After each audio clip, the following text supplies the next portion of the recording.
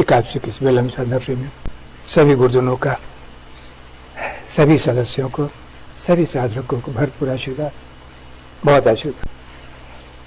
एकादशी के इस क्रम में बढ़ते हुए हम आनंदमय कोष में पहुंच गए हैं और आनंदमय कोष का मूल उद्देश्य तुम लोग को ये बताना है कि तुम्हारा मूल स्वरूप क्या है, तुम्हारा मूल स्वभाव क्या है, कौन सी चीज है जो तुम्हारे जीवन में एकमात्र उसी की आवश्यकता है, वही है आनंद। तो दो चीजों को जानना जरूरी है साधक। और आज मैं 3 प्रश्न रखूंगा तुम्हारे सामने। इसमें से 2 प्रश्नों का उत्तर गुरुजनों ने किस रूप में दिया है, संत महात्माओं ने, उन महापुरुषों ने किस रूप में दिया है। जो मूल प्रश्न है हमारे जीवन के, इनको किस रूप में समझाया उन्होंने, उसको मैं बताऊंगा तुमको। और इसके बाद तुमसे एक प्रश्न पूछूंगा,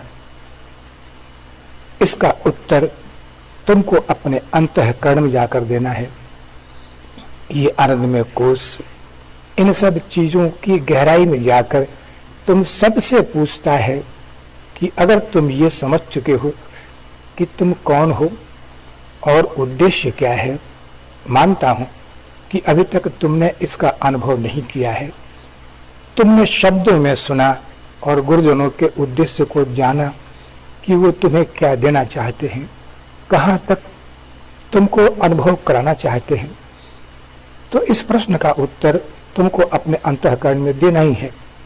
अब देखो, 2 चीजें हैं, इनका वर्णन हम लगातार करते हैं कि वास्तव में सत्ता तो एक ही है और वो है आत्मा, लेकिन दूसरा प्रतीत होता है, उसका नाम है जीवात्मा, यानी हम और तुम। तो सवाल यह है कि आत्मा के साथ में आनंद जुड़ा है, क्या तुम्हारे साथ आनंद जुड़ा है? क्या हम और तुम उसी तरह आनंद के भागी हैं जैसा परमात्मा है, जो आत्मा का धर्म है? तो प्रश्न ये है कि हम आत्मा ही तो हैं, अंश भले कह लो, अंश भी अंशी से अलग नहीं होता। तो अंशी हो, उस परमात्मा के अंश हो, सब कुछ परमात्मा स्वरूप ही है तुम्हारा, तो आनंद पर तुम्हारा अधिकार क्यों नहीं हुआ?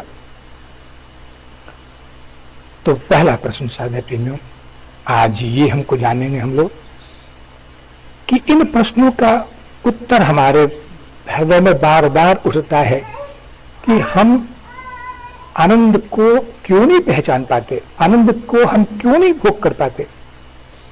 क्या आनंद पर हमारा अधिकार नहीं है? तो ये जो प्रश्न किया उपनिषद काल में उन शिष्यों ने, तो गुरुओं को अपने अंदर प्रवेश करना पड़ा, उस आत्म स्वरूप में की गहराई में जाकर इन प्रश्नों को ढूंढना पड़ा। तो इसका उत्तर उन्होंने दिया है, इसका मैं बयान करता हूं। और हमारे पंथ के, हमारे मार्ग के गुरुओं ने भी उन्हीं चीजों को समझाया है हम लोगों को।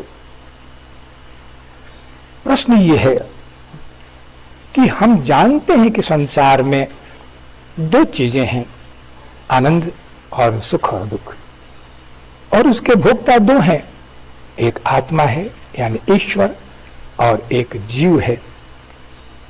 तो क्या ईश्वर को पता नहीं था कि जीव बनकर संसार में दुखों को भोगेंगे? वो संसार में आने का प्रयोजन जीव का क्या दुख भोगना था?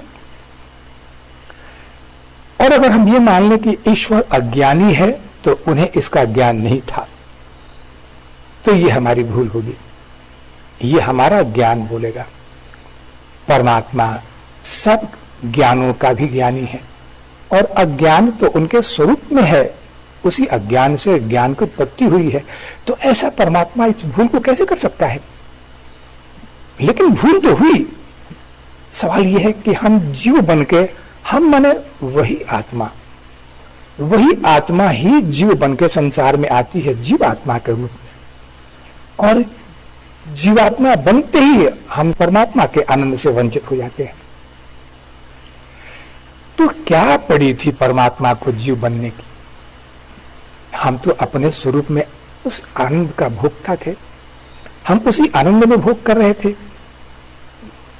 सर्वाधिक आनंद जो एक ईश्वर का होता है, तो ईश्वर रूप में रहकर उस आनंद का भोग करते करते अचानक कैसी विपरीत बुद्धि हुई कि हम जीव बनने का निर्णय लिए और संसार में आकर हम इन दुखों में पड़ गए। तो क्या ये हमारा अज्ञान था या परमात्मा का गलत निर्णय था? ये प्रश्न है, ये पहला प्रश्न है और ये हम सबका प्रश्न है कि अगर हम ये मान लें कि हम तो आत्मा ही हैं, हम परमात्मा के ही अंश हैं, अंश माने अंशी, तो परमात्मा होकर भी हमने ऐसा दुखों को क्यों स्वीकार किया? और ऐसा दुख जिसका कोई अंत नहीं है। अगर हम कहें कि दुख इतने समय बाद नष्ट हो जाते हैं, खत्म हो जाते हैं, तो पिछली एकादशी को बताई गई कि जीव का धर्म है अभाव में जीना। अभाव तुम्हारी लाचारी है, तुम्हारा अस्तित्व ही अभाव में है, तुम्हारे जीव भाव का दूसरा नाम ही है अभाव। और परमात्मा का जो आनंद है ये उसका स्वभाव है। तो अगर तुम जीव हो तो ये स्वभाव तुम्हारे साथ क्यों नहीं आया? अब प्रश्न तो बड़ा सहज है और कभी कभी जब हम भी इन दर्शनों में जाते हैं, संत महात्माओं के उन वाक्यों पे जाते हैं, तो एक बार तो हम सोचने पर विवश हो जाते हैं कि ये गलती किससे हुई? क्या दुख झेलना हमारी नियत है? क्या उसके लिए हम आए हैं? और सारा जीवन हम इतने जन्म बर्बाद किया हम लोगों ने, खोज किसकी है? आनंद की। पहुंचना कहां है? अपने स्वरूप में। तो फिर ये दुख में क्यों पड़े हैं? ये हम सबका प्रश्न है साधना प्रेमी। और इस प्रश्न का उत्तर देने के लिए उन गुरुओं को, उन ऋषि महर्षियों को, उन संत महात्माओं को, महापुरुषों को अपने अंदर प्रवेश करना पड़ा इस सच्चाई को जानने के लिए।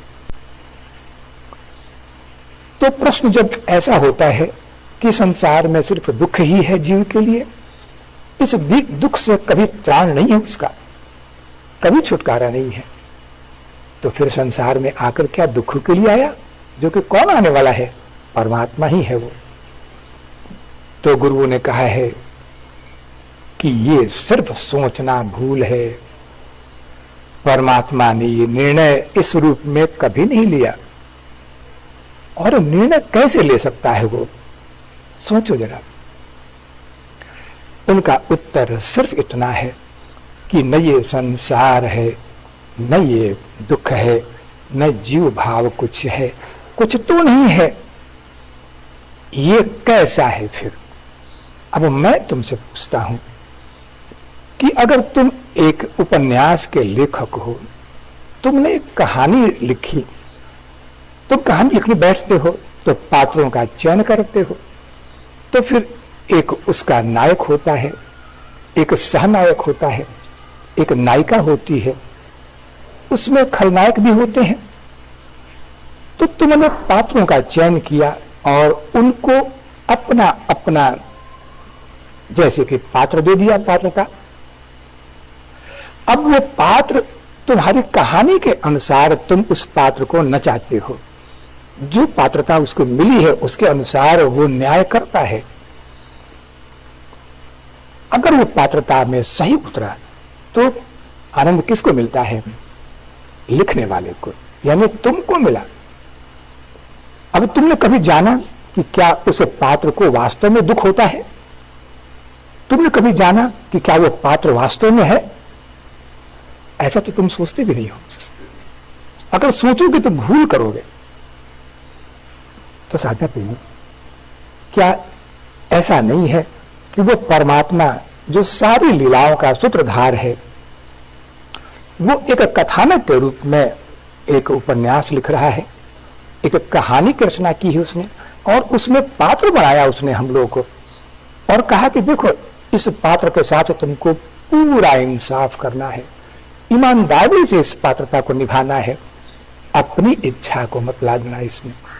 अपनी इच्छा को अगर तुमने थोपा मेरी कहानी पर तो तुम पात्रता से वंचित हो जाओगे और फिर तुम अपने संसार, अपनी इच्छाओं के जगत में सुख और दुख को लेकर निवास करोगे। अब तुम जीव बन जाओगे।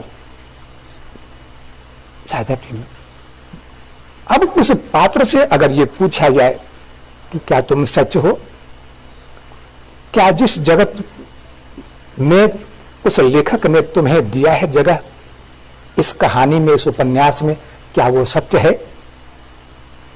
क्या दुख तुम्हारा सत्य है? क्या जिस परिवार की कल्पना में तुम जीते हो, दुखों में जी रहे हो, रोते हो और अंत में परिणाम ये होता है कि तुम आत्महत्या करते हो, तुम्हारी पत्नी तुम्हारे वियोग में कूद कर मर जाती है, बच्चे बिलख के मर जाते हैं, क्या ये सच है? तो अगर उस लेखक से कहा जाए तो उसका उत्तर यही होगा साधना प्रेमियों कि अरे ये तो कथानक है, ये तो कहानी है मेरी, सत्य कैसे हो सकता है?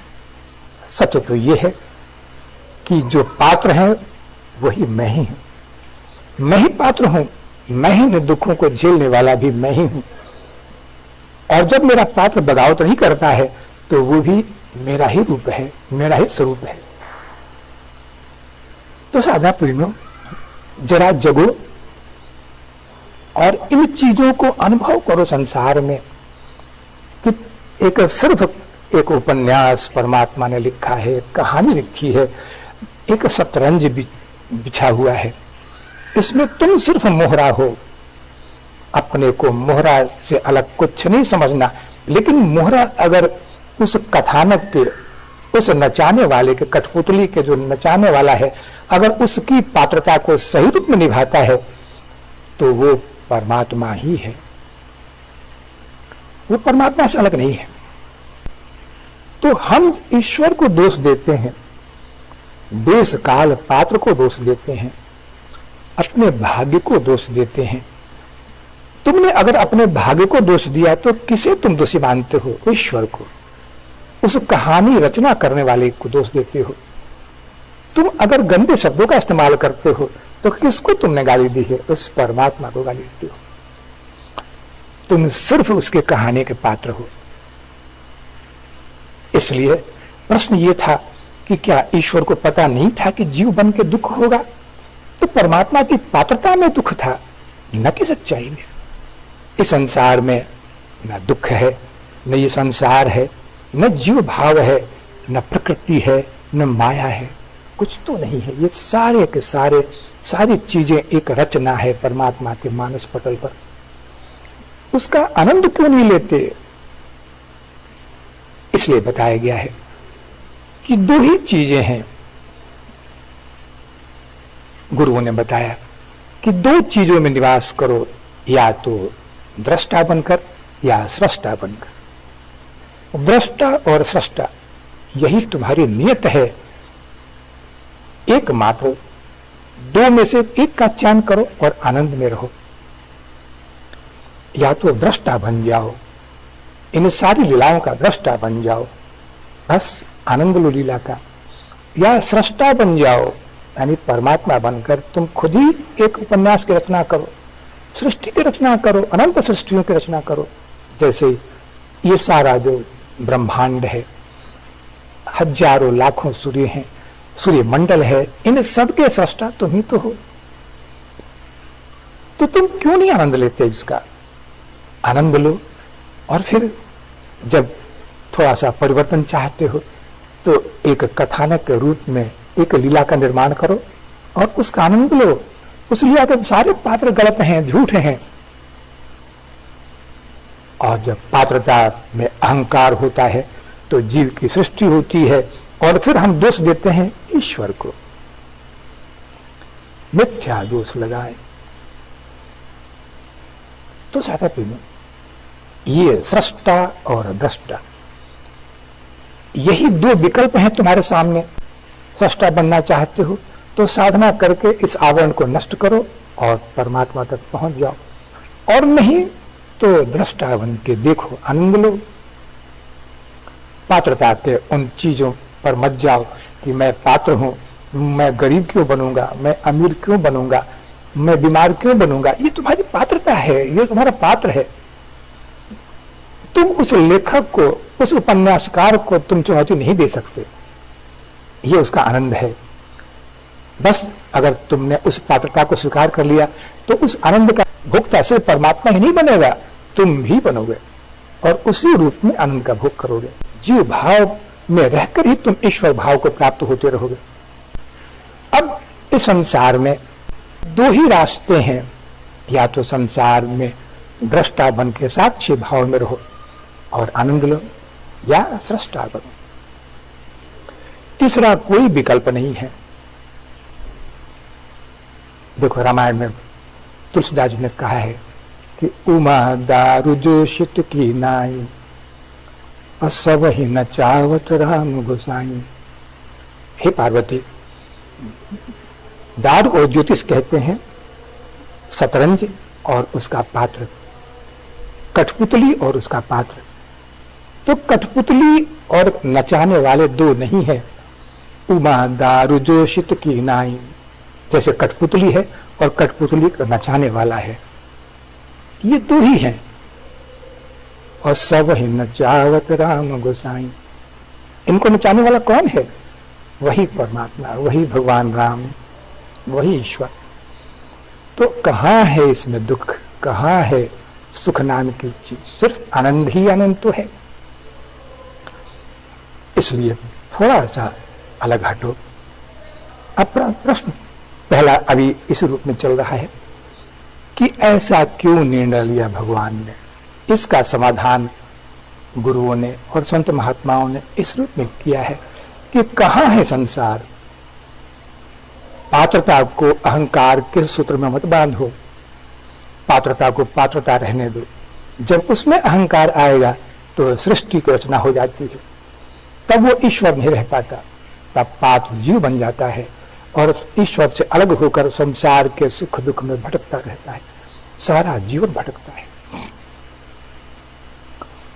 तो इस संसार में आने के जो चीज बताई गई है कि सिर्फ आनंद का भोग आनंद ही है, आनंद से अलग कोई सत्ता नहीं है।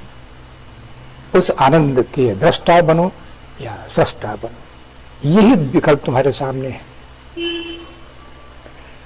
अब दूसरी चीज बताता हूं कि इस संसार में रहकर, हम लोग तो संसार का भोग करते हैं, संसार में रहकर अगर हम ये प्रश्न करें कि अगर परमात्मा को हमें बनाना ही था,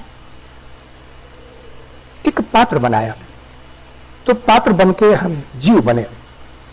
अगर जीव को बनाना ही था मुझे, तो फिर चैतन्य क्यों बनाया मुझे? ध्यान देना इस बात प्रश्न पर। उस कठपुतली में तो कोई चेतना नहीं है, शतरंज के मोहरे में कोई चेतना नहीं है। हम जब उपन्यास लिखते हैं तो उनके पात्रों में चेतना को नहीं देते हम। तो ईश्वर ने हमें चैतन्य क्यों बना दिया? अच्छा होता है कि जड़ ही बनाया होता कठपुतली की तरह, उस मोहरे की तरह। जैसे काठ के खिलौने बाजार में बिकते हैं, मूर्तियां बिकती हैं, वो देखने में तो ईश्वर है लेकिन उनमें चेतना कहां है? तो ऐसा ही बनाया होता हमें तो कितना आनंद था। तब हमको कभी न सुख का अनुभव होता न दुख का अनुभव होता। लेकिन चैतन्य क्यों बना दिया परमात्मा ने हमें? क्या इसमें भी परमात्मा की कोई चूक हुई?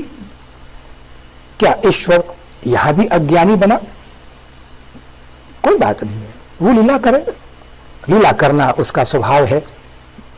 और हम पात्र हैं तो हम लीला का उसी रूप में पात्र बनेंगे, पात्रता को निभाएंगे हम। लेकिन चेतन क्यों बनाया हमें? चलो चेतन बना दिया, कोई बात नहीं है। तो फिर भगवान को गीता में ये कहने की क्या आवश्यकता थी कि कर्म प्रधान विश्व कर रखा? तुलसीदास जी ने कह दिया। और कर्म की ही प्रधानता गीता में भगवान ने वर्णन की। फिर ये कर्म कैसे, कहां से आए कर्म? कैसे करेगा कर्म जीव? कहते कि जीव को कर्म करने का अधिकार क्या उस पात्र को है? स्वतंत्र कर्म करने का अधिकार उस कठपुतली को है, लेकिन भगवान ने कहा कि नहीं, ये कर्म तुमको करना पड़ेगा। गीता में कर्म का ही प्रतिपादन है, पूरी गीता इस कर्म को लेकर ही है, चाहे ज्ञान में हो, भक्ति में हो, निष्काम कर्म में हो, ये सब कर्म के अधीन ही है। तो कर्म करने के लिए स्वतंत्र है जीव। कर्म प्रधान विश्व करे राखा, जो जस करे सो तस फल चाखा।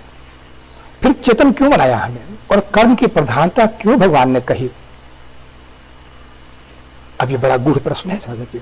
और जब इन प्रश्नों के माध्यम से हम चुनौती देते हैं ईश्वर को, तो ईश्वर पर तो कोई फर्क नहीं पड़ता, क्योंकि वो उसी आनंद में डूबा होता है। ईश्वर इन सब चीजों से अतीत है। तब इस प्रश्न का उत्तर देने के लिए गुरुजनों को अंदर प्रवेश करना पड़ता है। और ये दूसरा प्रश्न को उत्तर देने के लिए गुरुजन जब फिर अंदर गए, ये उपनिषद काल की बात बता रहा हूं कि शिष्य प्रश्न किया करते थे और गुरुजन उसका उत्तर अंदर जाकर ढूंढते थे, और फिर उन्हीं सूत्रों के माध्यम से उसका उत्तर दिया जाता था। उसमें गुरुजनों ने उत्तर क्या दिया वहां पर? गुरुजनों ने कहा है कि देखो, आत्मा के साथ कर्म का कोई संबंध नहीं है। आत्मा कभी कर्म से बंधा हुआ नहीं है, न कर्म से कभी बंधा था, न है, न रहेगा। कर्म का आत्मा से कोई संबंध नहीं है। तो आत्मा का कर्म से दूर दूर तक कोई संबंध नहीं है। तो अब प्रश्न यह है कि कर्म का आत्मा के साथ में कर्म का संबंध नहीं है, तो कर्म के इस चंगुल में जीव को क्यों फंसाया गया? कर्म को करने के लिए आखिर परमात्मा ही तो जीव बन गया है, और कर्म का अधिकार जो है वो जीव का है, उसका सुख दुख का भोक्ता जीव है, उसके परिणामों का भोक्ता जीव है। और जिस दिन वो कर्मों से अतीत हो जाता है, उस दिन अपने घर लौट जाता है, अपने स्वरूप में लौट जाता है। इसका उत्तर गुरुजनों ने इस रूप में दिया साधना में कि ये गलत है, ये सारा सिद्धांत ही गलत है। सवाल ये है कि तुम अपने घर से दूर चले जाते हो। अब जब दूर चले गए, जब पात्रता का तुमने उल्लंघन किया और अपने अस्तित्व को तुमने जीव के रूप में परिणत कर दिया, तो संसार में रहने के लिए, निर्वाह के लिए तुम्हें कुछ तो करना पड़ेगा। तो कर्मों की जो सारा सिद्धांत है, ये कर्म मीमांसा जो है, ये सारा किसके लिए बनाया गया है? कि जीव को अपने निर्वाह करते हुए घर लौट आए।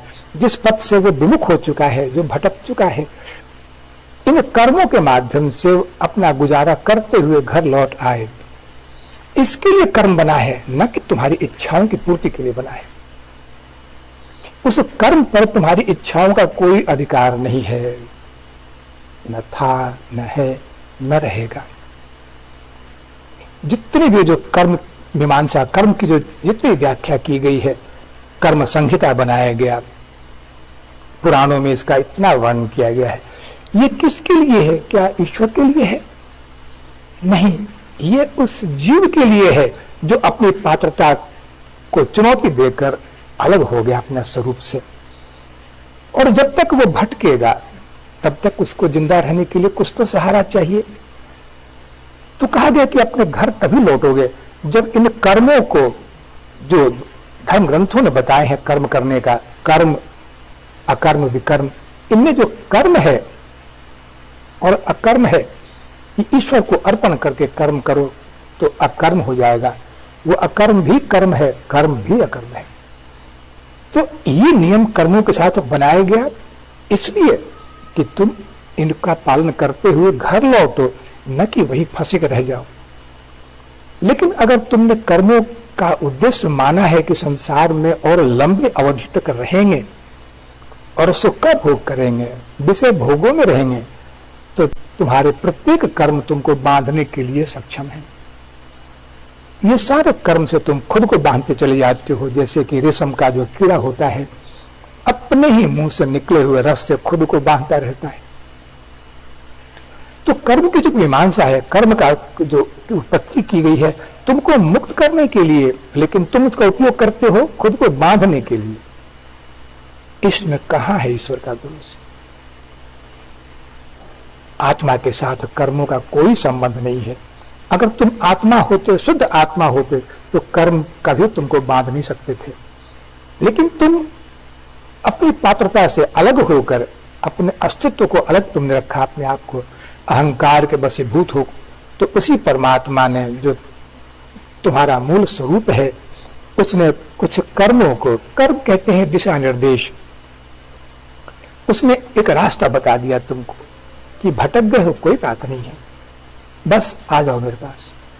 और अपने पास बुलाने के लिए एक तुमको दिशा निर्देश दे दिया कि यही सही रास्ता है। लेकिन तुम इस रास्ते को कहां पहचानते हो? तुम उस कर्म का प्रयोग करते हो अपनी इच्छाओं की पूर्ति के लिए, विषय वासनाओं को जुटाने के लिए और आमोद प्रमोद के लिए। इस पर क्या तुम्हारा अधिकार है? तो साथी प्रेमियों, दूसरे प्रश्न का उत्तर इस रूप में दिया गया कि संसार में पहला चीज तो था कि ईश्वर को जीव बनने की क्या आवश्यकता थी। यह प्रश्न भी गलत है कि कभी जीव की स्वतंत्र सत्ता है ही नहीं। ये पात्रता का दोष है, जिसके कारण उसने अपने आप को उस उपन्यास से, उस कहानी से अलग रखकर अपनी कहानी की रचना की उसने। तो परमात्मा की कहानी में कोई फर्क नहीं पड़ता, वो ऐसे ही आनंद स्वरूप है, आज भी आनंद स्वरूप है। लेकिन तुम उस आनंद से वंचित हो गए और तुम अपनी कहानी की रचना जब खुद करते हो तो अपनी इच्छाओं को परमात्मा के उस लीला में थोपते हो और सुख दुख के भंवर जाल में डूबते रहते हो। इसमें ईश्वर का कहां दोष है? ईश्वर का कहीं कोई दोष नहीं। और सच पूछो तो तुम्हारा भी दोष कहां है? लेकिन दोष कब होता है? जब तुम खुद को परमात्मा के से अलग मानते हो, खुद को जीव मानते हो। अपने खुद को जीव मानना ये परमात्मा को गाली देने के बराबर माना गया है कि मैं जीव हूं। ये किसको तुम दोष दे रहे हो, किसको गाली दे रहे हो? उस ईश्वर को जो तुम्हारे अंदर बैठा, वही परमात्मा है जो तुम हो। लेकिन तुम उसको किस चीज की संज्ञा देते हो? जैसे हम बच्चों कह देते हैं कि तू गधा है, उल्लू है। ये तो ऐसे ही है, हम अपने आप को जीव कहते हैं और फिर ये एक अपमान होता है साधना के लिए। तो परमात्मा ने कहा कि देखो, दो ही चीजें हैं। जब भी तुम्हारे सामने विकल्प है, दो ही विकल्प हैं। जैसे बताऊंगा अभी कि तुम या तो अपने स्वरूप में रहकर अपने खुद को परमात्मा स्वरूप मानकर और सृष्टा बन जाओ। अभी तुम सृष्टा नहीं बन सकते क्योंकि तुम अपने को जीव माने हुए हो। एक जीव कैसे रचना कर सकता है? उस उपन्यास का, उस कहानी का रचनाकार परमात्मा बनकर ही करना पड़ेगा। अनेक सृष्टियों की रचना करो, जितनी सृष्टि रच सकते हो सब रचो, लेकिन सृष्टा बन के तुम जीव बनकर रचना करना चाहते हो। अनेक जन्म लिए तुमने, हर एक जन्म में तुम एक सृष्टि की रचना करते हो परिवार के रूप में, और सिर्फ खुद भी दुख में पड़ते हो और सारे परिवार को दुख यातना के लिए तुम विवश कर देते हो कि तुम्हें भी झेलना पड़ेगा इस दुख को, क्योंकि मैं झेलता हूं। तो तुम विवश करते हो अपने परिवार के पति को, पत्नी को, बच्चों को और अपने से संबंधित जितने भी हैं सबको विवश करते हो कि मैं रो रहा हूं तो तुमको रोना पड़ेगा, तुम्हारे सामने विकल्प नहीं है। ये एक कैसा नियम है? सिर्फ इतना मान लेने से कि तुम जीव हो, अगर तुम इतना मान लो, उस लीला का आनंद लो कि जीव की कोई सत्ता नहीं है, मैं वही परमात्मा स्वरूप हूं, मैं उसी रूप में हूं और उस आनंद का भोगता हूं, और जो कुछ भी चल रही है ये परमात्मा के उपन्यास के सब पात्र हैं और लीला परमात्मा की है, उसको देखना है मुझे। सिर्फ देखो, जैसे चलचित्र देखते हो सिनेमा घरों में, वैसे इस संसार को क्यों नहीं देख पाते हो? तो कहते हैं कि इस संसार को देखने के लिए वो दृष्टि ले आओ, या तो सृष्टा बन के देखो या दृष्टा बन के देखो। दोनों ही अवस्थाओं में एक द्वैत है, एक में द्वैत का आनंद लो और एक में अद्वैत का आनंद लो। दृष्टा बन के जब देखते हो संसार को तो ये द्वैत है, इसमें पूरा आनंद है। और जितने जो भक्त हैं, जो ज्ञानी संत महात्मा हैं, ये सारे जगत को उसी लीला के तहत देखते हैं और यहीं से उत्पत्ति हुई है भक्ति मार्ग की। लेकिन जो सृष्टा भाव है, ये साधना का मार्ग है, इसमें हम सृष्टा बनते हैं। अब हम जीव भाव के उस अपने कलेवर को, उस आवरण को खत्म करते हैं और अपने स्वरूप में लौटते हैं शुद्धिकरण के माध्यम से। कहते कि ये तुमको करना पड़ेगा। और इतना ही सिद्धांत है कि उस कठपुतली का जो पात्र है, जो कठपुतली है, अगर वो नचाने वाले के अनुसार नाचता है तो वो अपने घर लौटता है। तुम अगर नचाने वाले के उस लीला को जानते हुए जैसा नचाता है वैसे नाचो, तब तुम जीव नहीं रहे। अब तुम अपने घर लौट रहे हो, अपने स्वरूप में लौट रहे हो। लेकिन अगर तुमने शिकायत की कि मुझे ऐसा क्यों बना दिया, गरीब क्यों बनाया, बीमार क्यों डाला मुझे, ऐसी दुखद परिस्थितियों में ऐसा क्यों बनाया मुझे, ऐसा परिवार क्यों दिया, ऐसे पुत्र और पौत्र क्यों दिए, तो ये तुम्हारा जो है एक विरोध, ये परमात्मा की इच्छाओं के प्रतिकूल है और लीला के नियमों का विरोध, विपरीत है ये। अब जब ऐसा करते हो तो इसमें शांति और अशांति में हमेशा द्वंद्व चलेगा, क्योंकि तुमने लीला के नियमों का उल्लंघन कर दिया। अब तुम शांति और आनंद से वंचित हो गए, तब हमेशा अशांत रहोगे। जिसे तुम शांति कहते हो वही अशांति का ही अंग बनेगा। शांति कहते हैं कि तुमको अगर इच्छा की पूर्ति हो गई तो तुमको अनुभव होता है कि अब शांति पूर्ण हो गया। ये अशांति है, ये शांति है ही नहीं। शांति और आनंद का संबंध सिर्फ स्वरूप में है, स्वरूप से अलग इसकी कोई सत्ता नहीं है। और इसलिए गुरुजनों ने कहा है कि दृष्टा बन जाओ, साक्षी बन जाओ और आनंद लो लीला का। हर पल करीबी आओगे। और एक सिद्धांत याद रखना कि अगर कठपुतली या शतरंज का मोहरा शतरंज खेलने वाले के, उस खिलाड़ी के अनुरूप अगर गति में चलता है, अपनी कोई इच्छा व्यक्त नहीं करता है वो, तो धीरे धीरे उसमें उसकी जड़ता खत्म होकर चेतनता में परिवर्तित होती जाती है। अगर वो प्रतिरोध नहीं करे, अगर वो इसका विरोध नहीं करे, चुनौती नहीं दे नचाने वाले को, तो उसकी जड़ता समाप्त होकर चेतनता में बदलनी शुरू हो जाती है और वो पूर्ण एक दिन पूर्ण चेतन बनकर आनंद का भोग करता है।